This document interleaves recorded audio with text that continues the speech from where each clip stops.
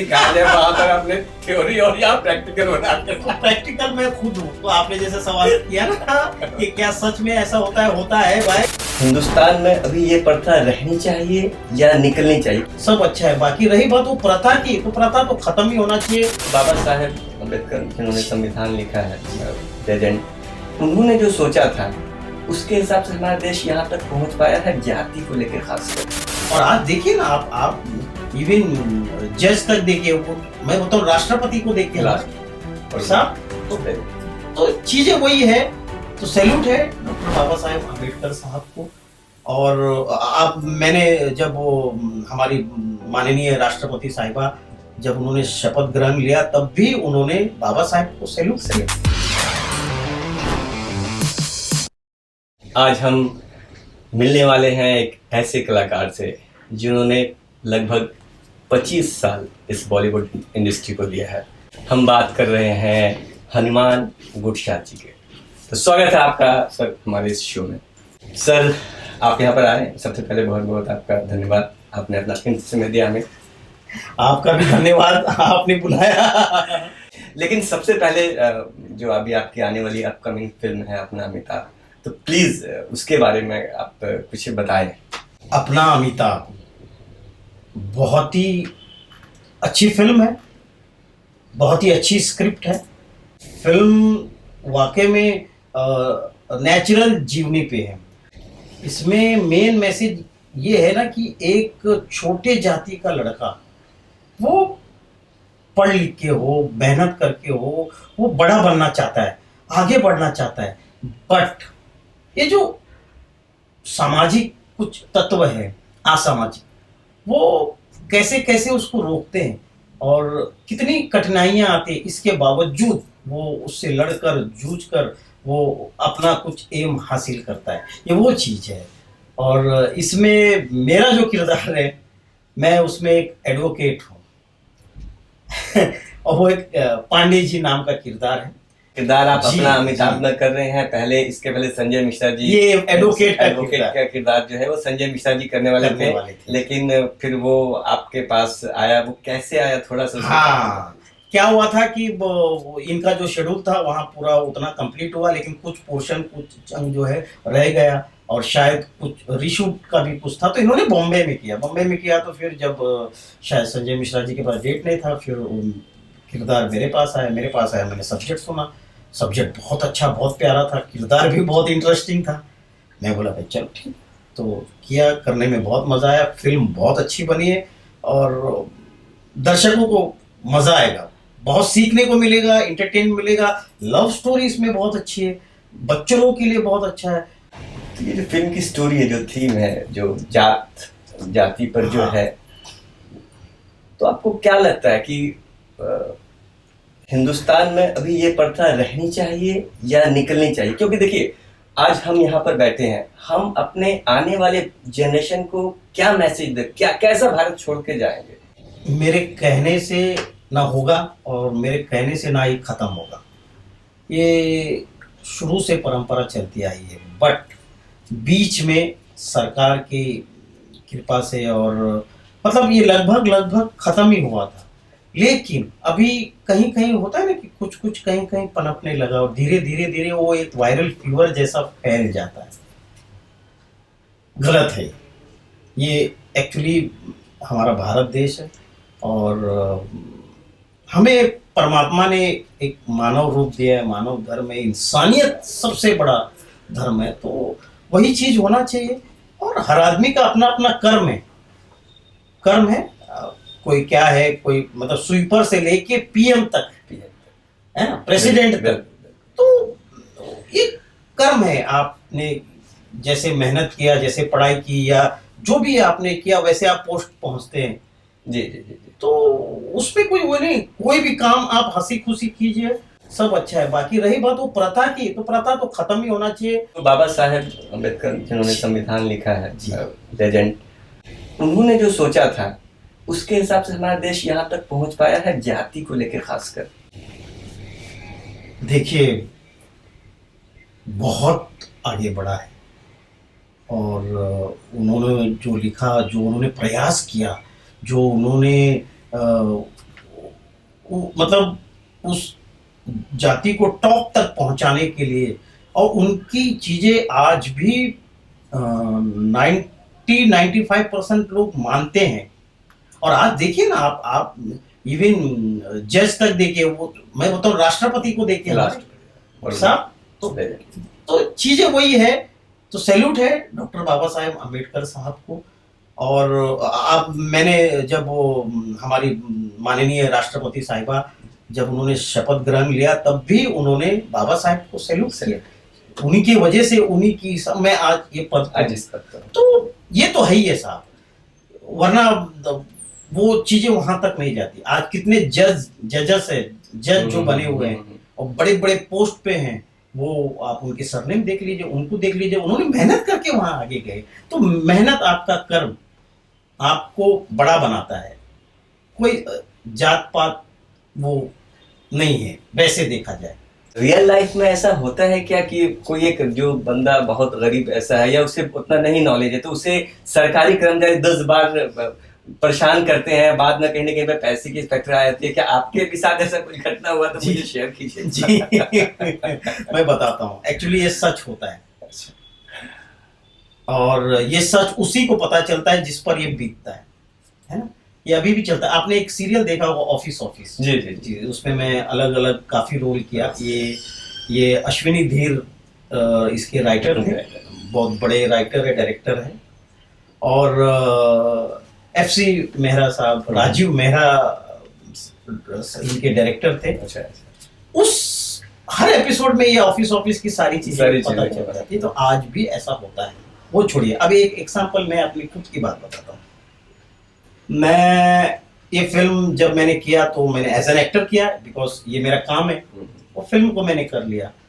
But अभी इत्तेफाकन ऐसा हो गया कि सेम चीज जो मैं हीरो के साथ कर रहा हूँ, आज मैं कुछ मतलब मैं खुद को एक केस में उलझ गया जो वकील मेरे साथ कर रहे हैं। क्या बात है। तो अभी एट प्रेजेंट तो मुझे ऐसा लगता है, मैं बार बार याद करता हूँ, अरे ये क्या है। फिर मुझे याद आता है कि मैंने फिल्म अमिताभ में मैंने एडवोकेट बना था और यही चीज किया था। तो मैं उन एडवोकेट्स मतलब वकील लोगों से मिलता हूँ, उनको देखता हूँ, बात करते करते मुझे लगता है कि अब ये ऐसा बोलेगा, अब ये ऐसा बोलेगा, अब ये पूछेगा, बिकॉज मुझे पता है कि मैं क्या होने वाला। तो वहां पर आपने थ्योरी और या प्रैक्टिकल बना के। तो प्रैक्टिकल मैं खुद हूँ। तो आपने जैसे सवाल किया ना कि क्या सच में ऐसा होता है भाई। आपकी जर्नी, आपकी पैदाइश, कहाँ से आप आए और यहाँ मुंबई में कितने साल से हैं और कितने कितने काम किए हैं, तो शेयर जर्नी विद प्रिंस में प्लीज शेयर कीजिए अपनी जर्नी को। बिल्कुल बिल्कुल बिल्कुल। पहले तो बधाई हो जो शेयर जर्नी विद प्रिंस, आपको कांग्रेस, बधाई, बहुत अच्छा है ये आपने किया। तो मेरी जर्नी यही है, मैं भी शेयर करता हूँ मेरी जर्नी। एक्चुअली मेरा जन्म आंध्र प्रदेश नारायणपेट गांव से, तो अभी वो तेलंगाना में आता है। अच्छा। वहाँ हुआ था मैं, वहाँ जन्मा। हम किसान परिवार है,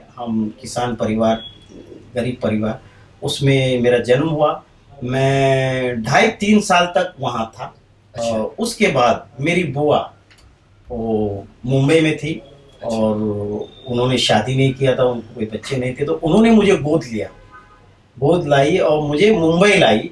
और जिस स्कूल में डाला वहाँ पर साल में 2 बार ये फंक्शन होते थे, तो डांस ड्रामा ये सब स्कूल की लाइफ से चालू हुआ। मैं जब 6 साल की उम्र था तब मुझे कास्ट किया गया। मेरा पहला स्टेज प्ले बहुत बढ़िया सुपर डुपर हिट रहा।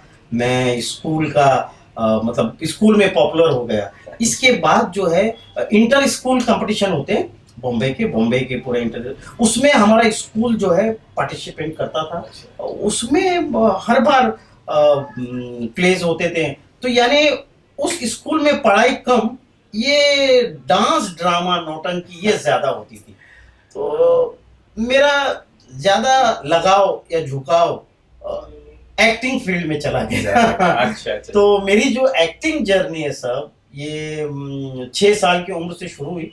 और जब मैं 15-16 साल का हुआ तब मैं 1 एक्ट प्ले लिखने लगा, राइटर बन। अच्छा, फिर उसी प्ले को मैं डायरेक्ट करने लगा। क्या बात है। जी, और काफी अवार्ड्स जीते। और 87 से हमको ऐसा लगा कि नहीं, हम एक्टर ही बनेंगे और कुछ नहीं बनेंगे।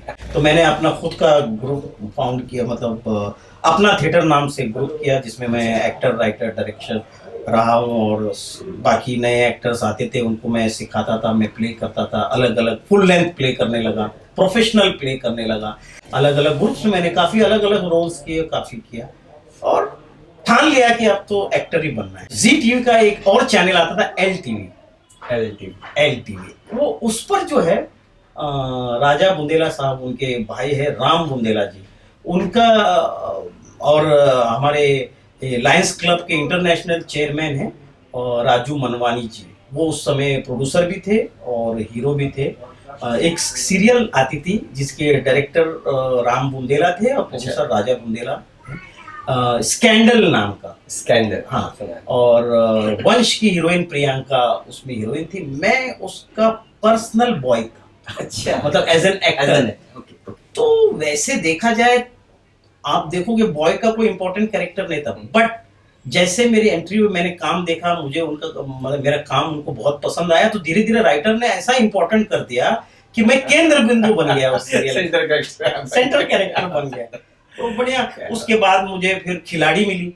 खिलाड़ी सीरियल मीन्स फारूक शेख, आलोकनाथ, अच्छा, उनके साथ मैं कंटिन्यू हवलदार था। अच्छा, और फारूक शेख साहब इंस्पेक्टर, आलोकनाथ कमिश्नर, मैं उनका मुंह लगा हुआ हवलदार। वो 52 एपिसोड चला, कंटिन्यू काम किया। फिर सोनी चैनल, शुरुआत सोनी चैनल, मेरे ख्याल से 26-27 साल पहले की बात है। ये शादी नहीं हो सकती, पहला सीरियल सोनी पर आता था। उसमें मेरा कंटिन्यू कैरेक्टर, ये डायरेक्टर प्रोड्यूसर थे सतीश कौशिक। उसके बाद कंटिन्यू मैं काफी अलग अलग सीरियल करता रहा। फिर मालिनी अय्यर, श्रीदेवी जी का सहारा चैनल पे आता था, उसमें भी मैंने अलग अलग काफी रोल्स किए। ढाबा जंक्शन जसपाल भट्टी साहब के साथ, वो भी मैंने कंटिन्यू किया। अश्विनी धीर साहब के साथ लापतागंज, चिड़ियाघर।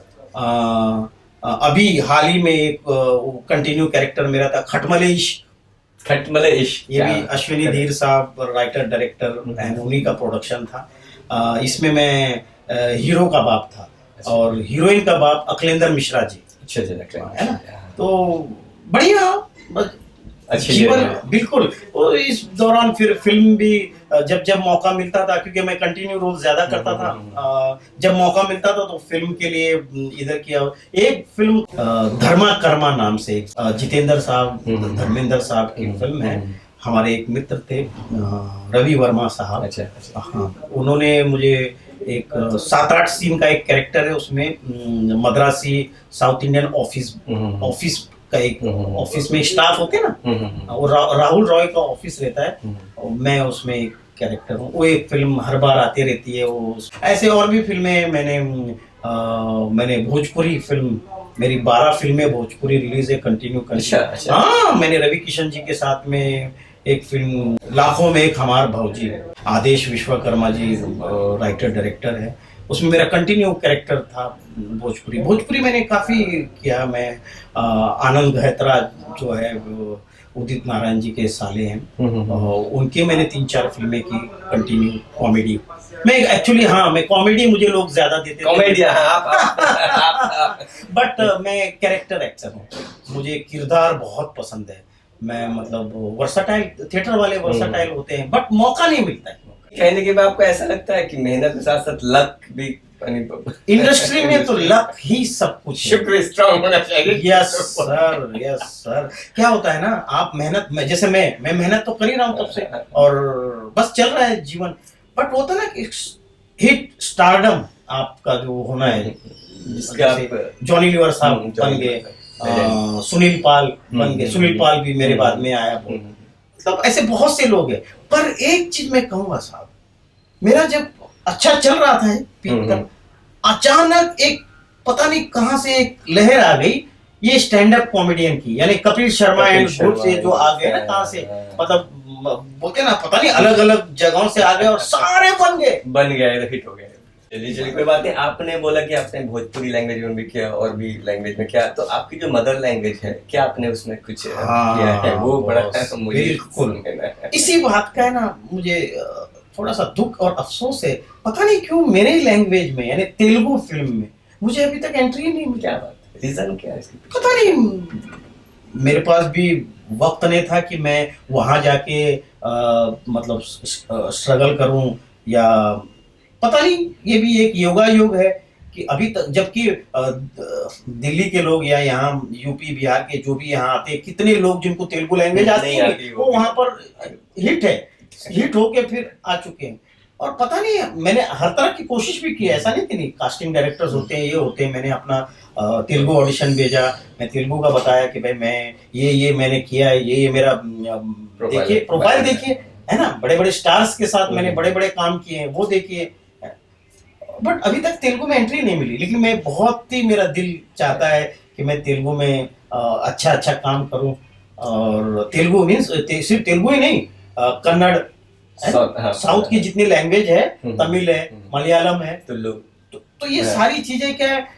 बट एक चीज मुझे ऐसा लगता है ना कि ये जो कलर है इस कलर की भी अलग